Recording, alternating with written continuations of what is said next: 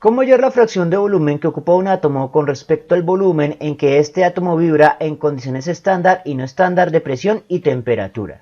Entonces, primero vamos a hacer un experimento de Gedanken, un experimento mental para poder definir cuáles son los volúmenes que estamos refiriendo acá. Una cosa es el volumen atómico, el volumen que le es propio al átomo como si fuera una entidad estática, y otra cosa es el volumen que ocupa al vibrar bajo ciertas condiciones de presión y temperatura. Esos son los dos volúmenes que hay que analizar y por lo tanto vamos a modelarlos de diferente forma. La fracción de volumen, por lo tanto, va a ser igual al volumen atómico, que es el más pequeño, sobre el volumen de vibración. Ahora, para poder hacer este modelo necesitamos invocar una serie de leyes químicas relevantes. La primera de ellas va a ser la hipótesis de Avogadro, o primera ley de Avogadro en este curso de química general. Vamos a necesitar también la tercera ley de Avogadro. Número de entidades es igual al número de Avogadro por la cantidad de sustancia. Y vamos a necesitar la ley de los gases ideales. Dicho esto, primero vamos a hacer la demostración para cualquier condición de presión y temperatura. Y también para cualquier cantidad de número de partículas. Y después vamos a reducir el modelo para las condiciones estándar. Entonces, para poder calcular el volumen de vibración, vamos a necesitar el volumen de una sola partícula y el número de partículas. Ya sabemos que el número de partículas va a ser 1. Sin embargo, debemos usar esta ecuación también para definir cómo es el volumen de una sola partícula.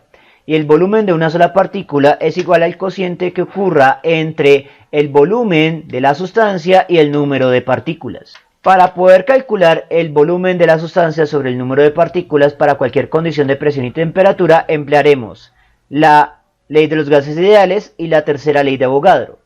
Despejo cantidad de sustancia de la tercera ley de Avogadro.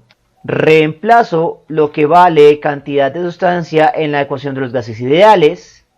Despejo el cociente de volumen sobre el número de entidades y expreso la ecuación de manera elegante, lo cual nos permite igualar con la definición del volumen de una sola partícula. Ahora, como estamos haciendo el modelo para una sola partícula, cuando reemplacemos 1 en número de entidades en la hipótesis de Avogadro, vamos a obtener que el volumen de vibración es igual al volumen de una sola partícula. Por lo tanto, podemos igualar en la fracción de volumen y podemos volver a igualar en la fracción de volumen por lo que vale en términos de RT sobre el número de Avogadro y presión. Pero como número de Avogadro y presión quedarían dividiendo una división, lo pasamos a multiplicar y expresamos la ecuación de manera elegante.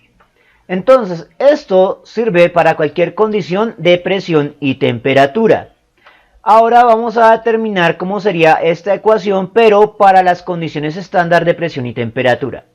En condiciones estándar de presión y temperatura, los términos de presión, temperatura y R se transforman en una nueva constante. Pero, ¿cuál es el valor de esa constante? Entonces, despejemos o obtengamos ese término en la ecuación de los gases ideales. Paso la presión a dividir, reorganizo términos y obtengo esto que sería una constante. Y esa constante se denomina volumen molar, cuando la presión y la temperatura están en condiciones estándar. Como en la fracción de volumen ese cociente está invertido, eso significa que vamos a reemplazar el volumen molar dividiendo. Entonces esto se transforma en 1 sobre el volumen molar. Y expresamos la ecuación de forma elegante. Con lo cual se obtienen las dos ecuaciones para calcular la fracción de volumen que ocupa un átomo con respecto al volumen en que este átomo vibra en condiciones estándar y no estándar de presión y temperatura. Siempre y cuando asumamos que el volumen que nos dan es el volumen de un solo átomo. De lo contrario, las ecuaciones no funcionan. Después de todo, el enunciado decía para un solo átomo. Bien, eso fue todo por el momento. En la descripción del video voy a dejar enlaces a más ejercicios de química general, así como enlaces a los aspectos teóricos de estos conceptos. Si les gustó el video, no olviden suscribirse, darle like y especialmente compartirlo. Eso mantiene vivo a este canal y nos vemos en una próxima oportunidad.